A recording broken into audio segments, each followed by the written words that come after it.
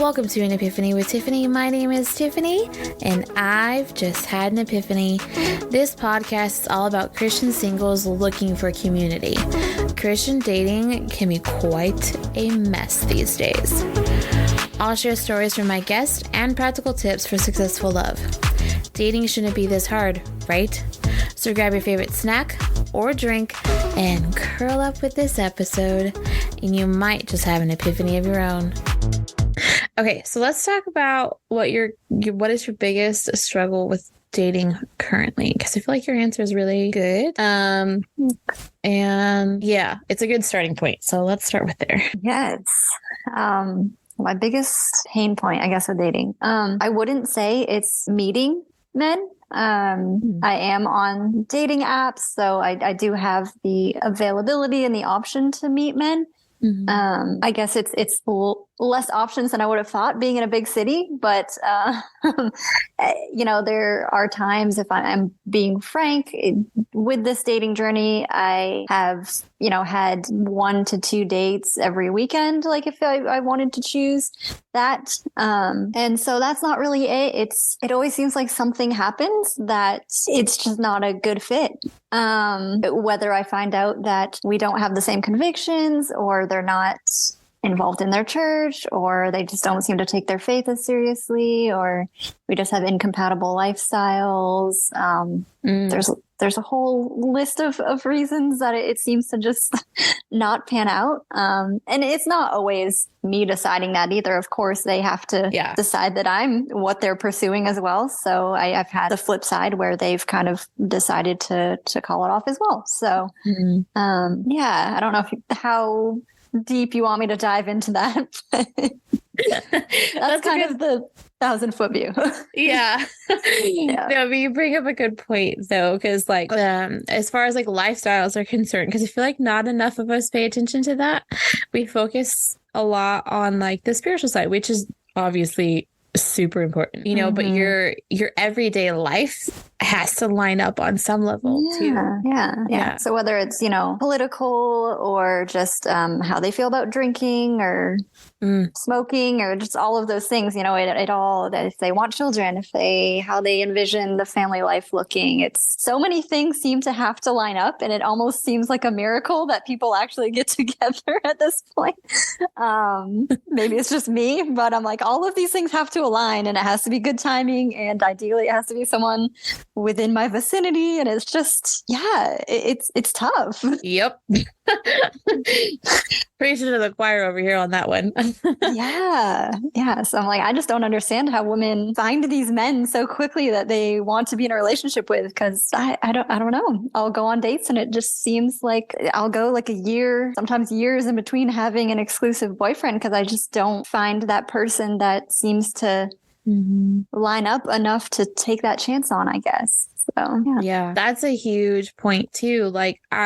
That's me. I've had a lot of situationships, Been there. And it's just what are we?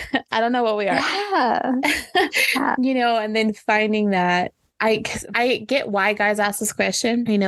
How long was your last, relationship or whatever? Because that is important to know. And it's also the question of how long ago was it? Also very important to know.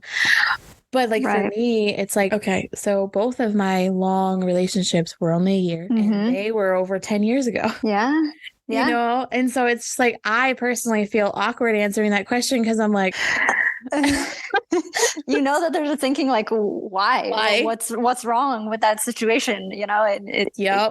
You want to be vulnerable and open, but you feel like you're being judged about it too, because I've been there as well. My longest relationship was 11 months or so, and I'm happy to explain when they ask why it ended, but I guess it's kind of probably an oddity to be 30 years old and not have a relationship that's lasted over a year. So yeah, it's a big thing. Same. And I'm almost 34. So it's that, and I don't mind sharing why they ended either. Both of them ended because they cheated. So, it's that's another reason why I was I don't want to be in a relationship for a really long time. Right. Yeah. Not that I haven't healed from that. It's just that is a caveat. And so that's something that I was like, yeah, I don't want to date because I don't trust people. Yeah, it's that's I don't know how if you mind me going off down that road, but go for it. Trust is an interesting thing for me because I know that there are those types of people that they're the type that will just give trust freely until they're given a reason not to trust. But I feel like I'm the opposite, where I almost feel like just because I have met you and I haven't caught you in a lie or anything, that doesn't mean I should trust you. I almost feel like that has to be built. And I mean, I don't want to use the word earned, but why should I trust someone that I've been talking to for 2-3 weeks, even a month? When I don't really know their character yet. So I guess when I see examples of them maybe telling me something when it's hard to tell me and then they could have lied about it, or just, I don't know, just random things where I can see that they chose the route of integrity as opposed to lying about it or hiding it, and not even with me, just with other people, that kind of builds my trust towards that person. So yeah, people will just say, oh, they'll almost get offended. You don't trust me. And I'm like, well, I don't have a reason to believe that you've lied so far, but no, I also don't trust you because I feel like I don't know you that well. So yeah, it's tough. It's very, very tough. You bring up such a great point because I am that person that's I'm just going to trust you until you prove me wrong. Right. Yeah. And it's funny that people are so opposite in that way. And I don't want to consider myself negative or anything, but I guess I'm just cynical sometimes due to experiences, right? I will let my guard down and trust someone, and did they really show me that they were trustworthy? I don't know that. So yeah, just a little rabbit hole there about trust, but no, it's a good rabbit hole. It is a great rabbit hole because I feel like we don't pay enough attention to that. For me, I'm learning to hold back and to not be so forthcoming with certain things, or not that I'm lying about it, but just those. I'm having to learn that people need to earn, air quoting there, knowing certain things about me, and it's I can be vulnerable, but I don't have to be vulnerable about everything right off the bat. And that's a struggle and a half. Which is funny because even if I do have these quote unquote trust issues, I still am very open. Because I guess I don't see the harm in it. I'm if this is going to turn into something, I guess I'll be thankful that I shared these sorts of things and you get more of an insight into my mind, and hopefully they'll do the same. But if it doesn't pan out, I'm well, sure, I told you about that traumatic event as a kid and I'll never see you or talk to you again. But I'd rather take the chance, I guess, saying those sorts of things to someone else and hoping that it builds towards something greater than not. So I'm well, what do I really have to lose? I guess if this person knows this piece of information about me, it's part of who I am. And I don't know, I like to think you learn something from every dating interaction anyway, even if it doesn't pan out. So yeah. Very, very true. Me is learning to not share. Yeah. We definitely all have our levels of comfort. And sometimes I am maybe I don't have to share that much on the second date. Maybe I can wait for a month or something or a bit further. So it's tough to draw those lines. It's yes, it is. The boundary is okay, where do I share that? Because it's something that needs to be shared versus okay, this isn't that big of a deal, so let me just give you this little bit, Right. And I feel like that's a thing on both sides of the coin, for guys and women, or for men and women. Yeah. Figuring out when to share that stuff. Because I know one of the questions, which we've already talked about this with other women, but one of the questions is, would you date somebody with a porn history? Right. And so I know from experience with a lot of guys that that's something they're when do I share that? And how does that come out? And it's just, that is one thing there. It's okay, that's something that she needs to know. Are you too vulnerable too soon? Yeah. And it's so tough too, because there's the two sides of it, right? Where I'm kind of in the camp of, I'd rather get the big stuff kind of discussed pretty early on. And when I say big stuff, it's faith, politics, stuff like porn history. sexual, boundaries, those sorts of things. I like to just honestly, maybe a little too early, but then I keep thinking, who's to say if it's too early, right? But like sometimes in the first conversation, phone conversation with a guy, or even second, third, whatever, we'll discuss these deep things, because I guess I'm of the mindset, like, I'm not getting any younger. I don't want to invest time in something, not only time, but emotions, like if you have these deep discussions, it's easy to feel like you have this false sense of like, we're so close. So I guess before I go down that trail of getting vulnerable and building this emotional intimacy, then I just want to make sure we're on the same page of those sorts of deal breakers, right? So and I'm like, well, then we can kind of amicably split at that point. Like, hey, this is not compatible. Thank you very much. And yeah, so sometimes it's a little awkward being like, oh, I'm waiting to have sex until marriage. What about you? Like the first chat. But at the same time, like, hey, we're grown and I'm going to need to know this. So whether I know it now or 4 dates down the road when I like you a lot more, it's important to me to get that out of the way. Yeah, I agree. I am that person too. Yeah. And that's where like the oversharing can sometimes come in. Yeah. But for me, it's like, okay, I would rather know, because I, again, don't want to waste your time. Don't want to waste my time. I would rather us like figure this out sooner. And then that way we can maybe keep moving forward, or not moving forward, and we can both move on to somebody else. Like, right. Yes, I get it. I'm the same way. Yeah. And I'm a very sort of direct person, I guess, where I'll just ask those sorts of things. Like pretty much if I'm wondering something, I'll just ask like, hey, what are your thoughts about porn? Like I've had this conversation with guys, 2-3 conversations in, because those things matter. Right. So, that might be, I guess I get in my own head of, am I being too direct? Right. But I don't know. I don't want to like change. And I kind of struggle with this too. And this is kind of another rabbit trail, but like, I don't want to change who I am, but I understand that I'm not a perfect person. And like, I want someone to help me grow as a person as well. So, so I'm open to like feedback and I like kind of constructive criticism from guys as I'm getting to know them, but you have to like balance the line between, is this feedback of something I can change for like a healthy reason and it will help me be healthier and a better communicator or whatever the case is, or like, is this person asking me to like change part of who I am, So yeah, it's interesting. I definitely get in my head about, am I too blunt or direct, or should I be asking these things right away? And I don't know exactly where I've fallen with that, but it is helpful to know to weed out people that aren't compatible. I've discovered that. So. Yeah. And compatibility is huge. Being equally yoked is huge. Like, yes.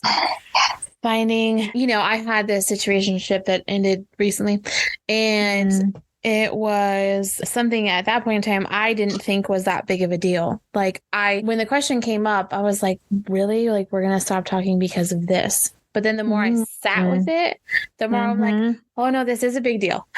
Okay. I was like, this is a big deal for me. And that's probably why I was like, really? Like, because their viewpoint on it was so extreme in the opposite direction that I was like, what? Like, how is this a thing? Because it didn't seem like it was that big of a controversial issue. But I know that some people have controversy around it. But anyway, it's just kind of like those things that we can learn that we don't always realize are like a more of a deal breaker than we thought that they were. So that's huge. Yeah. I know. It was so funny. I was talking to my girlfriends and I'm like, I can't believe that this is it. Like whatever, we were lining up on all these other things and like everything's great.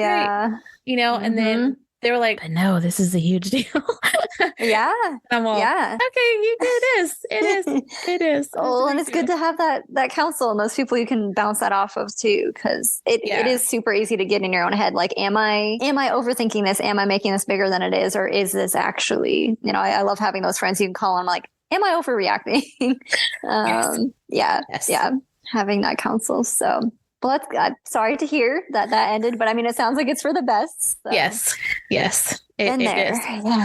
Yes. Well, and that was the other thing too, is it kind of lined up with something that was like an equally yoked situation where I was like, oh, I didn't realize that, this thing it was such importance to me, right? Because I was focusing on all these other things that were like the top of my non-negotiable list. But there was this other one that was down there that I didn't even know about. Yeah. And so it was good in that aspect. Yeah. And like then reflecting back on it more, I'm like, oh, we weren't lining up in all these other things either. Like I thought we were, but we really weren't. Okay, And gotcha. Yeah. See, hindsight.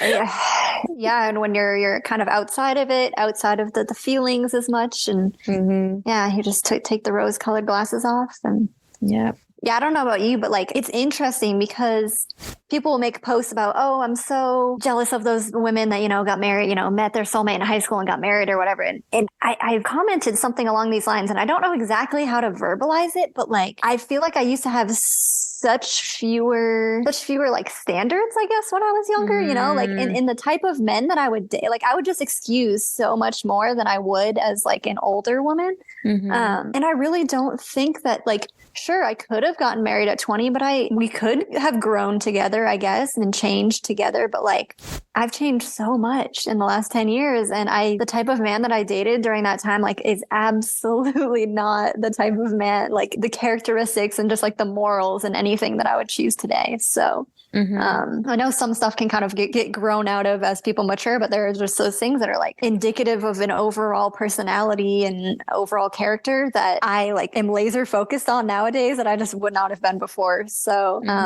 in some ways I'm thankful that, like, I didn't maybe marry someone that I thought that possibly I'd want to when I was younger. But yeah, it's I don't even know how I got on that topic, but it's just it's an interesting thing to look at, and just very glad that I don't excuse those sorts of things.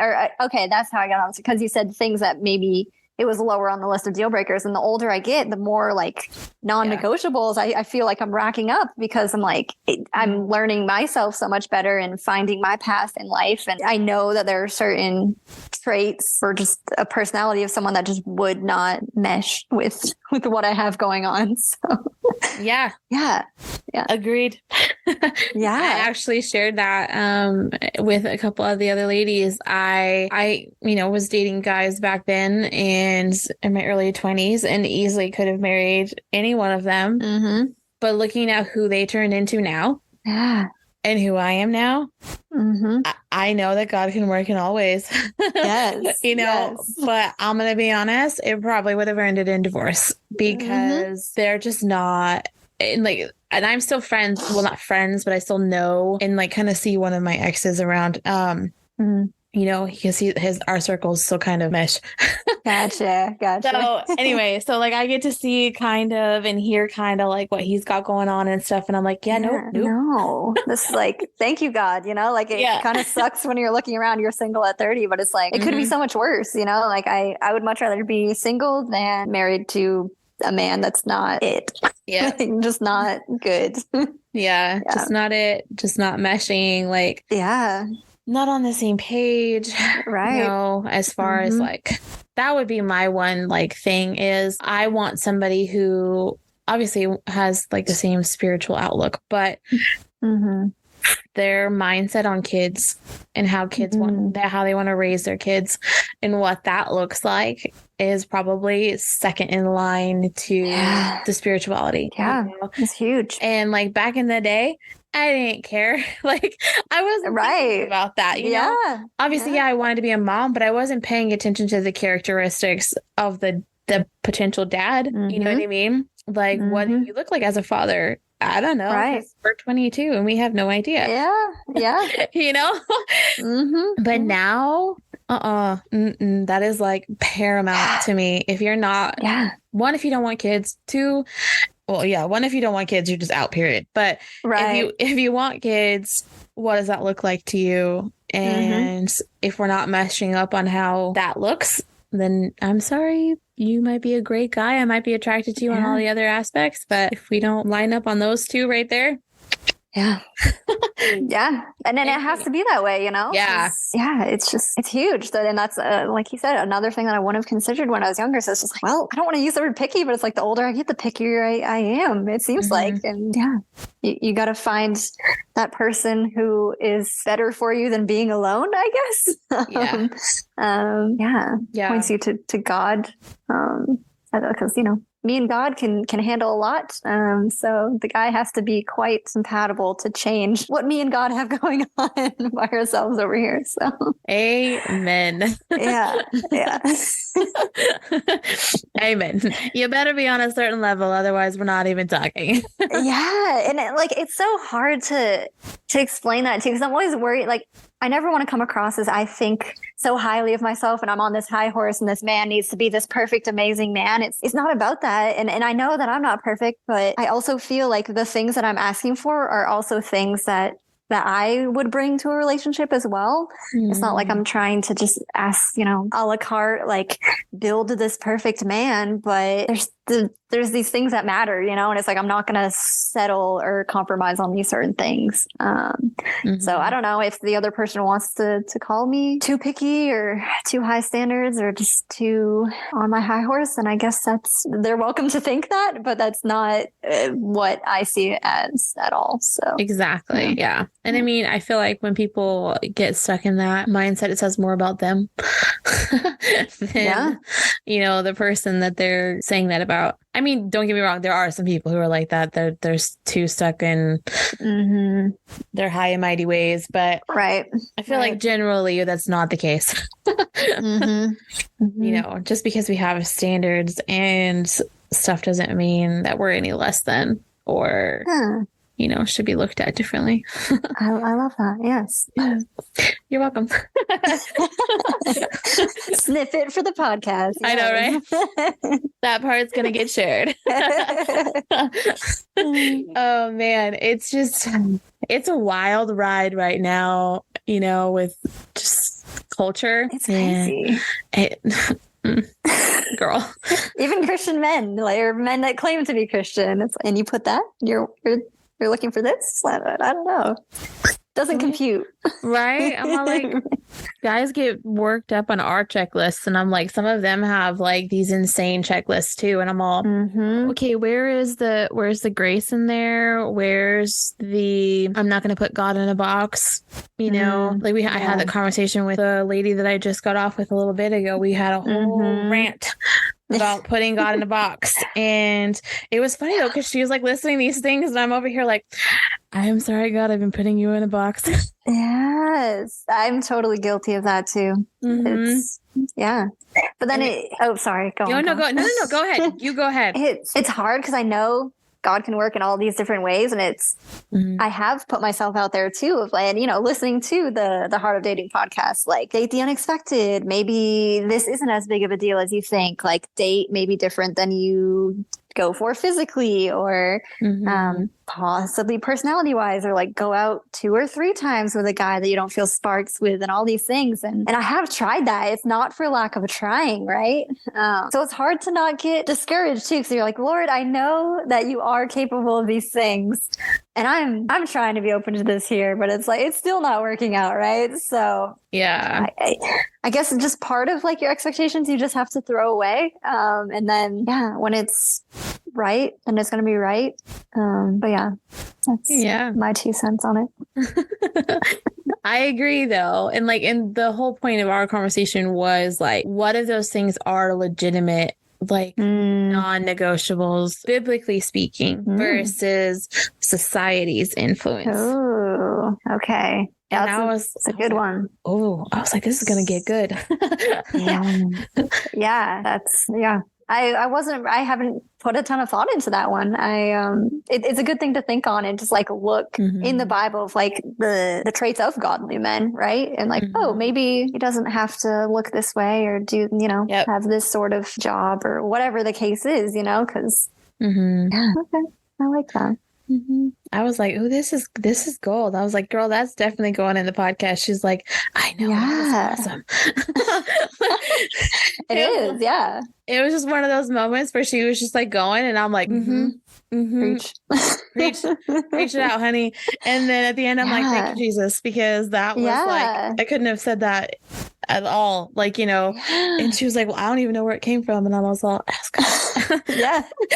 Holy Spirit. Thank you. Thank you. Yeah. You know, and that's what I'm loving about this so much is just seeing where everything's kind of coming together. So anyway, but that whole thing, like it keeps coming back to society. Like I feel like like our cultural influence, right? Because not only do we have like the general American culture, but we have so many subcultures throughout America too.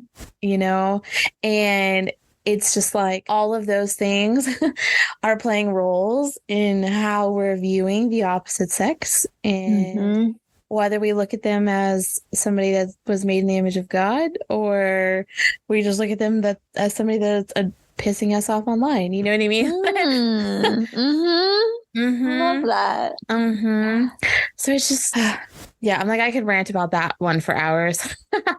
Yeah, I mean, I'd be curious to like, I don't know, hear your thoughts on culture and how that has affected me or just in general? I don't know.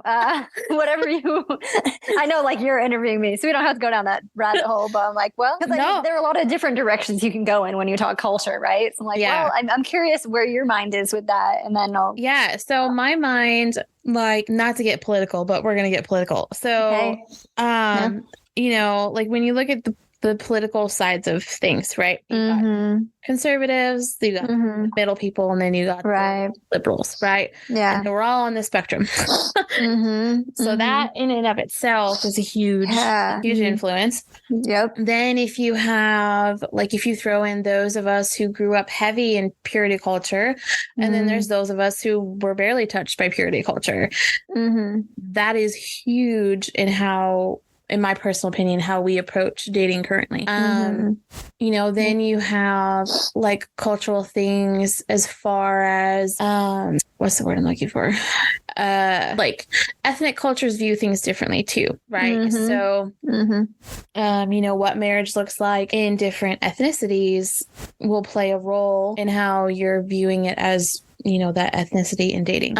You know, so there's so many, like, it's just a huge melting pot of things where, like, if we focus too much on this external stuff and that takes out the like biblical principles of what marriage really is, and you know, add in feminism and add in you know, like the red pill guy side of things too, like, and that in and of itself is just you know, like that's a straight up spiritual battle right there, in my opinion.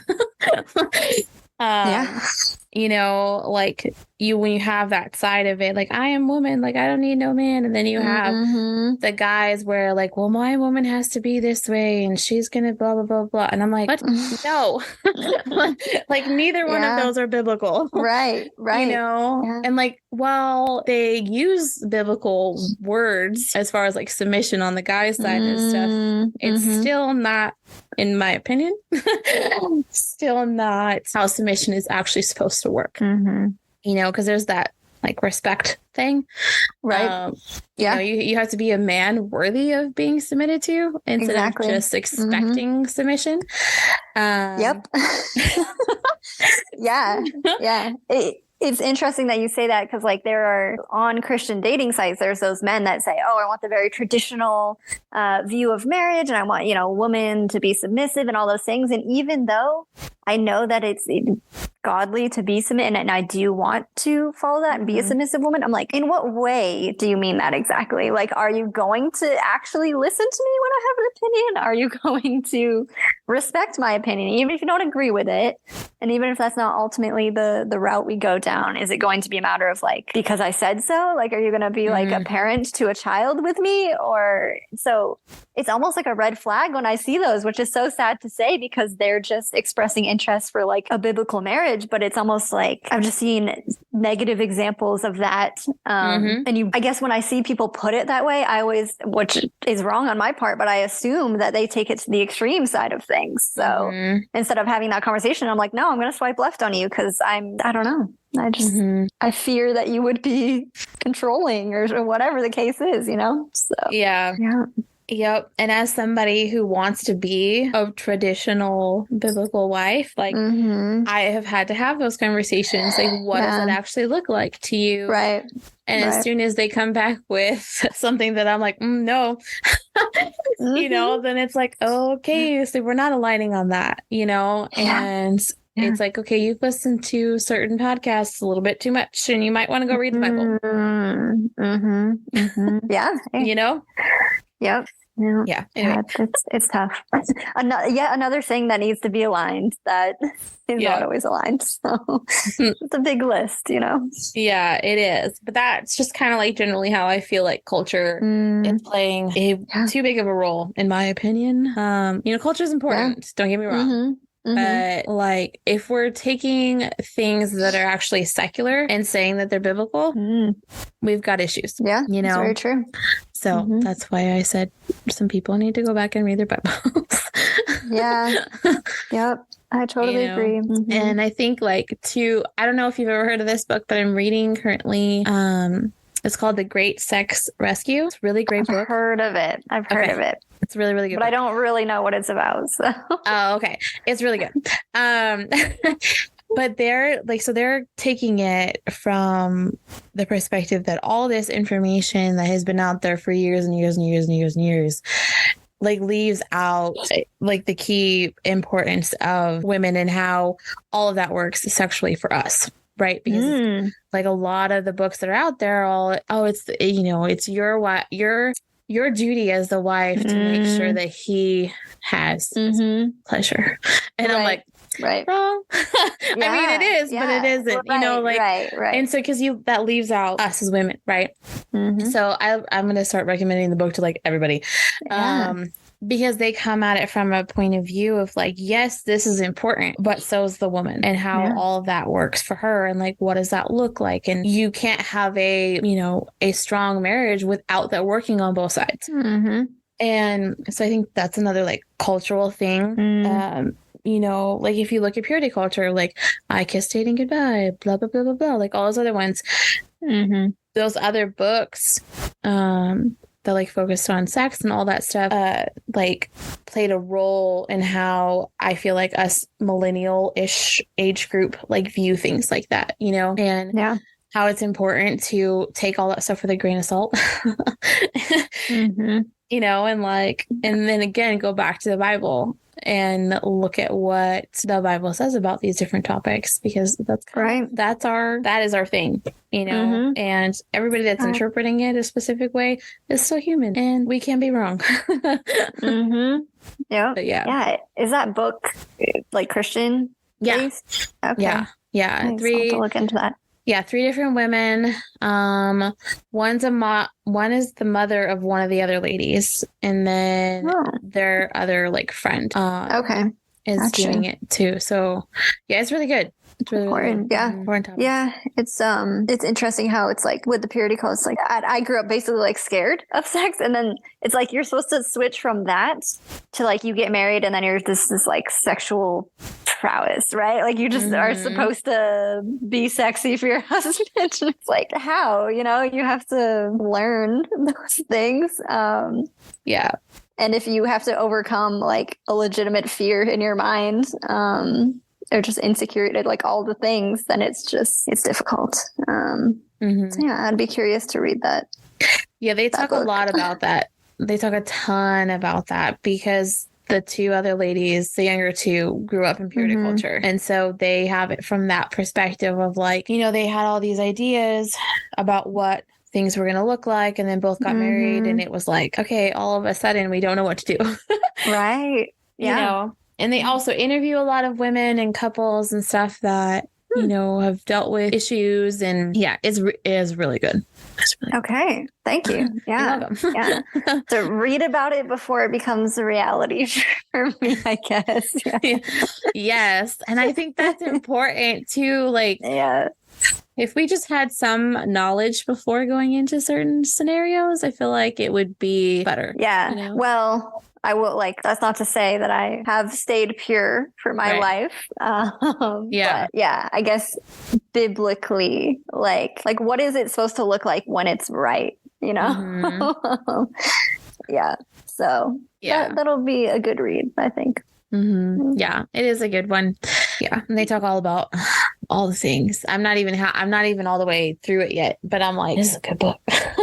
Okay. And it keeps your attention, huh? Because there's so many books that I want to read, and it's like, oh, this is supposed to be great for this topic and this topic, but I never get through them. I feel like it keeps it enough. Like I've taken a couple of days off reading it, but and read something else and then kind of come back to it. Because it is a lot of information. They also have check-ins that if you're reading it as a couple, this is how you would check in on this topic, which is really kind of cool. So that's going to be a requirement for my future husband. Yes. Yeah, I love that. I have to read this before we get married. Yeah, that's great. Maybe do it during premarital counseling. I feel like that would be a really good, maybe before, I don't know. We'll see. See how it plans out. But I think it's such a good thing to read because it just shares all this knowledge that because again, purity culture, we were like, okay, you can't touch the opposite sex. And then all of a sudden we're supposed to get married and touch the opposite sex. Touch them a lot. In many ways. Yeah. Exactly. And know what to do. Yeah. And I'm like, I feel because I feel like there's ways to stay pure and also have this knowledge. Well, stay pure, but not be terrified. Yeah. Yeah. Yeah. I literally remember being a child when I was 8. Possibly, and being scared that I was going to be at a party in high school and I would be tempted and I would end up having sex and it would just ruin. I don't want to be dramatic to say ruin my life, but ruin a lot of things. I remember praying about it, oh God, help me with any temptation, and it's just, interesting to think back on. Same. It's real. It's real for sure. It is very, very real. It's just, it's sad. I understand the reasoning behind it, but it's sad when you look at how many of us are unmarried and have all of these issues related to what that looks like. Yeah. It's true. And I also think that was a spiritual warfare thing, but that's a topic for another day. I was saying there could be a whole podcast just on that, right? But let's talk about spiritual warfare. Yep, spiritual purity culture, all the things. Yeah. I mean, because Satan's not stupid. Yep. That's quotable. He's not. Yeah, he is not stupid. He knows exactly where to tempt and how to do all that. And anytime he gains a little bit of ground, he gets excited. And I'm just yes. Stay away. Get behind me, Satan. Love it. Oh man. Good times. Anyway, I do think it's interesting that the majority of women have been saying let your yes be yes and your no be no. And I know that one of Bob's episodes, one of the guys was saying that, and I was like, about women? Yeah, about women. And I'm over here but see, we are literally all saying it.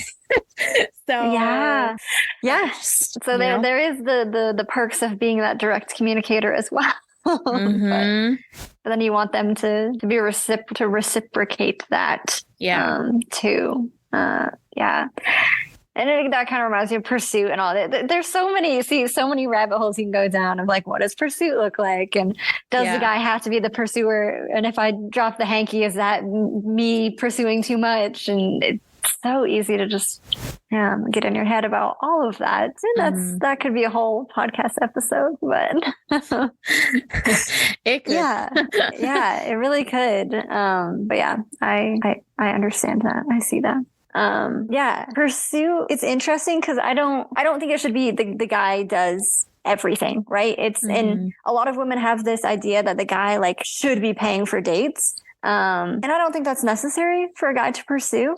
Because I try to see it from their side too and be very understanding that I'm sure it's tough on their end and to feel like they have to have the burden of like, showing the interest first, liking you first. Because there are women that like won't even swipe right on guys until they know that he's liked them, right? Like they won't go out, they'll wait for the likes and then they'll decide to match sort of thing. Yeah. So much of the guy like putting themselves out there. And then I guess I'm of the mindset of he doesn't owe me anything until like we meet at least once, right? So like I don't personally understand the expectation of like he needs to pay for the first date. It's a nice gesture and I appreciate it, but like we still barely know each other and I'm not like owed a meal from him just because he thinks he might possibly be interested and maybe I'm interested. Like, yeah, but it's nice when they do, like, that is a way that they can pursue is offering those sorts of things or like planning dates or paying for things moving forward. But I don't know. Personally, it's that expectation I don't love when it's placed on men. But yeah. But I think it's much more about just being clear and intentional and not leaving any doubt in my mind that they're interested or being clear that they're not interested. It doesn't take much. Like he doesn't have to write me all day he doesn't have to be texting me all day every day, but like it's the little things where you know that he's busy and he still takes the time to, take a minute and send you a text or just be very intentional with the time that he is taking with you and like remember things that you say and ask, like follow, the questions that they ask back are very important and show that they're actually curious about you. And it's those things mean a lot to me. Just it doesn't have to be a huge, big act or anything or grand gesture by any means. But just show like, and not just words, but action, right? Like your actions. I know that you're busy. I know that you have this going on and your work is crazy or whatever, but you still took the time to make me feel like you prioritized me. Is definitely huge. So yeah, that's my 2 cents.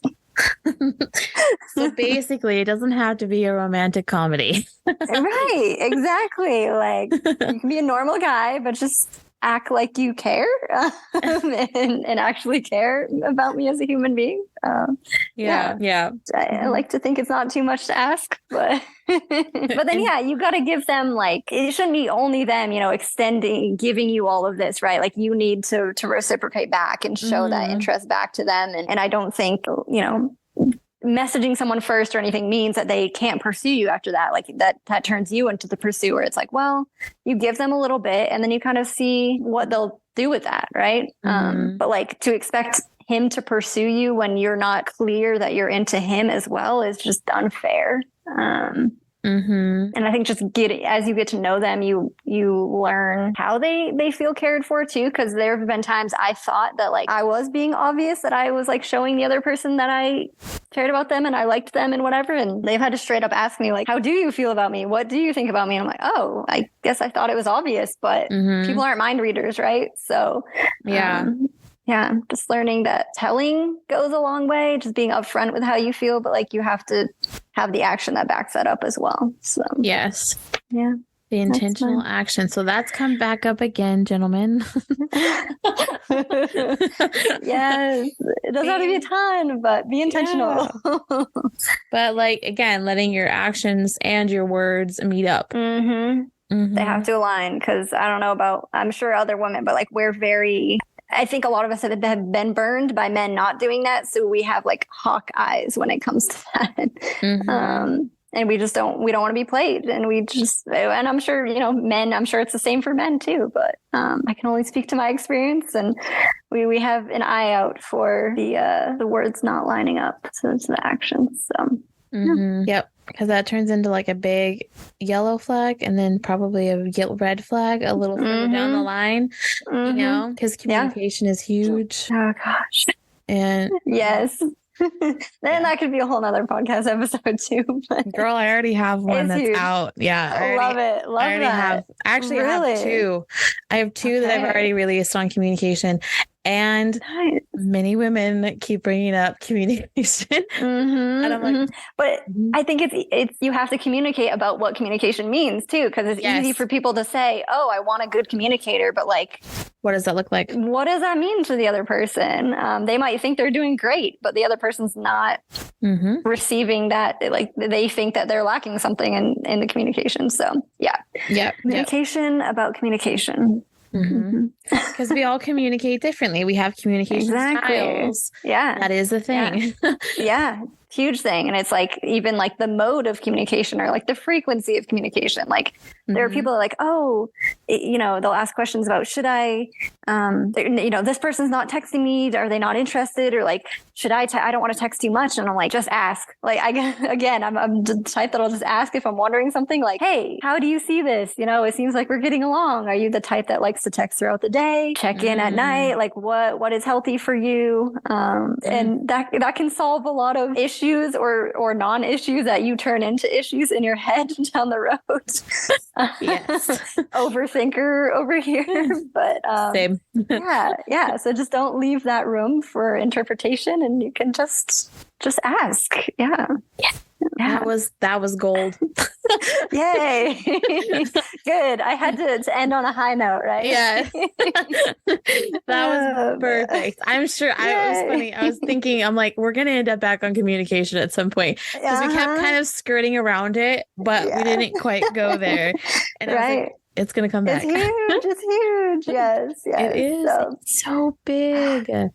And so many issues could be like, what's the word, like nipped in the bud. Yeah. You would just communicate and they won't even turn into issues. Yeah. Yes. A huge thing. Yeah. And communicate effectively, because again, we all communicate differently, and somebody's perception of what you're saying is going to cause more issues than not communicating about it. So it's like, you got to get that stuff out there too.